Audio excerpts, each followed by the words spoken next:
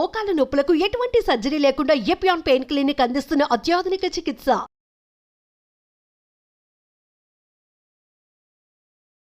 Welcome to Suman TV. ఆరోగ్యమే మహాభాగ్యం అన్నారు మన పెద్దలు. సో మన పెద్దల ఎక్స్పీరియన్స్ కానీ, వారి జీవన శైలి కానీ, వారి ఆహారపు అలవాట్లు తెలుసుకుంటే చాలా బాగుంటుంది కదా అండి. ఎందుకంటే వారు ఏది చెప్పినా మన మంచి కోసమే చెప్తారు. మరి ఈ మధ్య కాలంలో చూసుకుంటే గనక బాగా బరువు పెరిగిపోతున్నాము. ఏంటి కారణాలు, ఏం తప్పిదాలు చేస్తున్నాము అని ఒక క్లుప్తంగా వివరణ ఇవ్వడానికి ప్రస్తుతం మనతో పాటు ఉన్నారు న్యూట్రిషనిస్ట్ మరియు ప్రొఫెసర్ అంజలీదేవి గారు. వారితో మాట్లాడదాం. అమ్మా నమస్తే. అమ్మా నమస్కారం అమ్మా. ఫస్ట్ ఆఫ్ ఆల్ మీ విలువైన సమయాన్ని మా ప్రేక్షకుల కోసం కేటాయించినందుకు థ్యాంక్ యూ సో మచ్ అమ్మా. మరి అమ్మా ఏమంటారు, ఈ మధ్య కాలంలో చూసుకుంటే గనక చాలా బరువు పెరిగిపోతూ ఉన్నారు.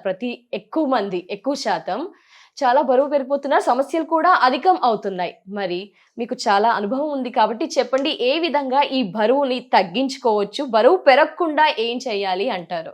బరువు అన్నది పెరగడమో తగ్గడం అన్నదానికి ముఖ్యంగా ఆహారం ఒకటే కాదు, మిగతా ఇట్లు కూడా ఉంటాయి. అవి రెండు కలుపుకొని సమన్వయంగా చేసుకుని ఉంటేనే వాళ్ళు బరువు మెయింటైన్ చేయగలుగుతారు. మొట్టమొదటి ఏంటి, కొంతమంది ఓవర్ కాన్షియస్ ఉంటారు అని బాగా తగ్గించేసి ఉంటారు, వాళ్ళు తగ్గరు. లేకపోతే ఏమొద్దులే అని చెప్పి తినేస్తూ ఉంటారు, వాళ్ళు బరువు అయిపోతారు. వాళ్ళు మళ్ళీ ఎక్సర్సైజులు చేస్తే కూడా తగ్గట్లేదు. ఇప్పుడు ఏంటంటే ఒక క్రమబద్ధకంగా తీసుకోవాల్సిన అవసరం ఉంది.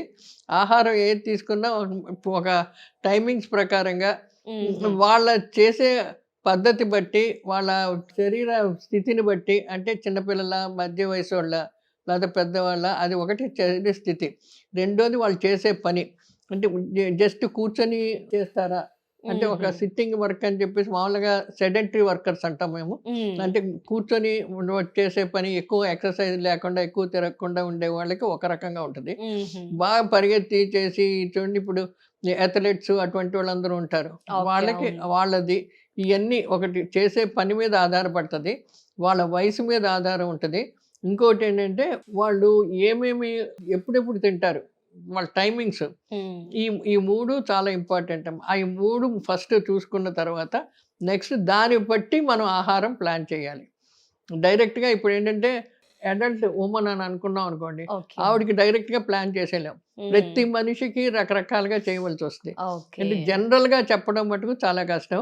జనరల్గా కొన్ని ఉంటాయి, అది జాగ్రత్తగా ఇప్పుడు పెరగకుండా ఉండాలి, తక్కువ ఉండాలంటే మనిషికి డిఫరెంట్ ఉంటుంది. అంటే వాళ్ళు చేసే పద్ధతులు బట్టి, వాళ్ళు తినే ఆహారం బట్టి, తర్వాత వాళ్ళు వెజిటేరియనా నాన్ వెజిటేరియనా అన్నది ఇవన్నీ ఆలోచించుకొని దాన్ని బట్టి ఆహారం ప్లాన్ చేసుకోవాలి. మొట్టమొదటి ఏంటంటే పిండి పదార్థాలు చాలా తక్కువగా ఉండాలి. పిండి పదార్థాలు అంటే బియ్యము, గోధుమలు, దుంప కూరలు, ఇవన్నీ ఎక్కువ కార్బోహైడ్రేట్ ఉండే పదార్థాలు అన్నమాట. దాన్ని పిండి పదార్థాలు అంటాం. అవి చాలా తగ్గించుకోవాలి. ఎంత మినిమం తీసుకోవచ్చు అంటే అంతే. ఇప్పుడు మామూలుగా నార్మల్ వెయిట్ ఉన్న వాళ్ళకి 200 గ్రాములు అంటాం రోజుకి.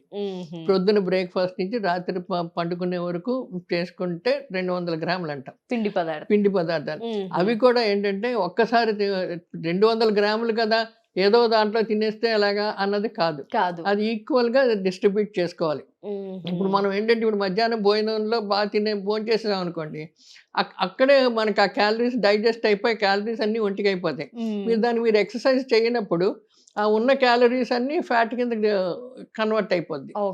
సేమ్ అదే ఆహారాన్ని మీరు ఈక్వల్ గా డిస్ట్రిబ్యూట్ చేస్తే, మీరు చేసే పనికి తగ్గట్టు మీరు ఆహారం తిన్నారు కాబట్టి ఆ క్యాలరీస్ అన్ని వాడుకుంటాం కాబట్టి ఇంకా క్యాలరీస్ మిగలవు ఫ్యాట్ కింద కన్వర్ట్ అవ్వడానికి. అలాంటి వాళ్ళు బరువు పెరగరు.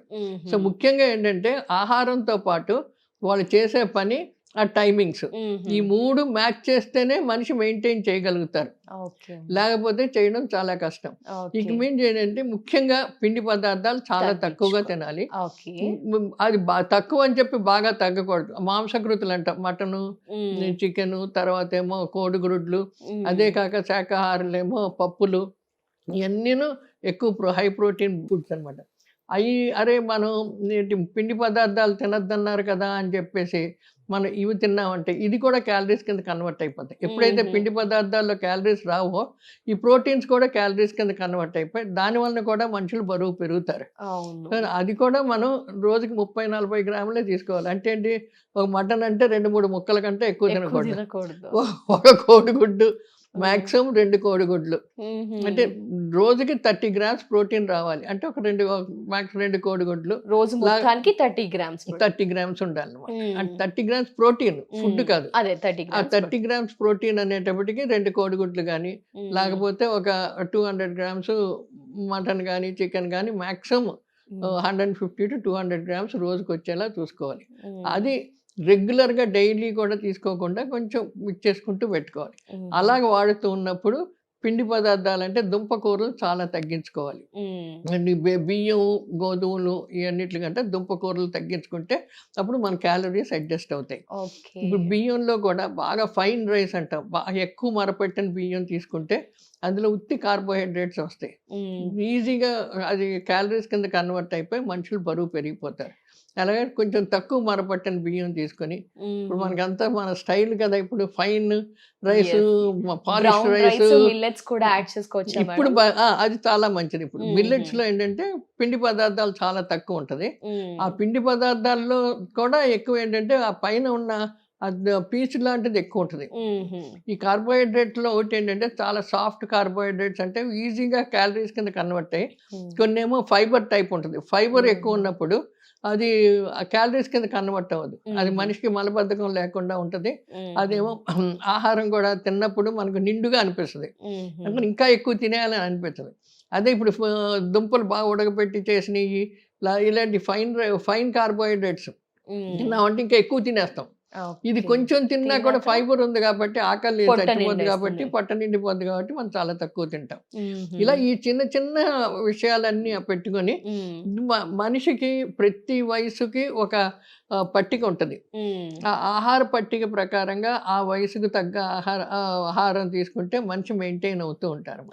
అంటే ఆ ఆహార పట్టిక కూడా వాళ్ళు చేసే వాళ్ళ వయసుని బట్టి, వాళ్ళు చేసే పనిని బట్టి ఎంత క్యాలరీస్ స్పెండ్ చేయగలరు రోజు, వాళ్ళు చేసే పనులు ఏంటి, ఎక్కువ నడుస్తారా, ఎక్కువ తిరుగుతారా, లేకపోతే ఆఫీస్లో కూర్చొని రోజంతా ఉంటారా, ఆ వర్క్ ఎక్స్పీరియన్స్ ని బట్టి మనం క్యాలరీస్ ప్లాన్ చేస్తాం. ప్రతి మనిషికి వ్యత్యాసం ఉంటుంది, డిఫరెన్స్ పక్కా ఉంటుంది వాళ్ళ పట్టిక విధానంలో ఉంటుంది.